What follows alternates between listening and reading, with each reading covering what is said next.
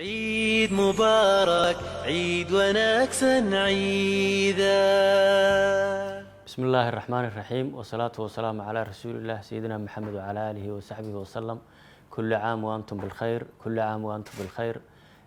waxaan rabaa inaan munaasabada ciid al-adha ugu hambaliyeeyo dhammaan ummadda Soomaaliyeed guud ahaan. waxaan leeyahay kulli caam wa antum bikhair, ku ciida farxad iyo baraare iyo bashbash iyo barwaaqo iyo nabadgelyo. waxaan si gaar ah ugu sii hambaliyeynayaa oon leeyahay farxad ku ciida, nabadgelyo ku ciida, wanaag ku ciida, rayn iyo bashbash iyo barwaaqo ku ciida shacweynaha Soomaaliyeed meel kasta oo ay joogaan.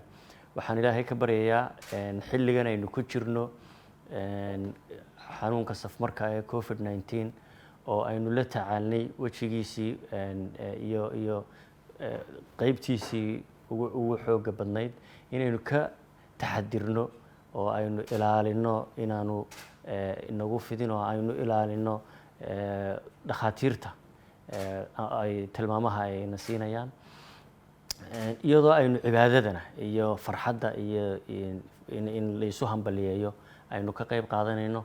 kulli caam wa antum bikhair.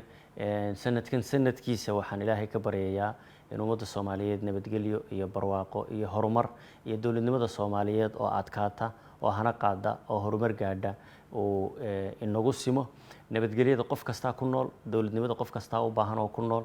waxaan leeyahay dad muslimiin nahay, dad boqolkiiba boqol islaam ah baynu nahay, walaalaynu nahay, aynu isugu bishaareyno, isuguna hambaliyeyno. dadkeena baahan ee masaakiinta ah ee fuqarada ah aynu caawino oo u bishaareyno oo aynu u hambaliyeyno. wixii taagteena ah oo aan tari karnana ha la isu naxariisto. dhammaan qoysaska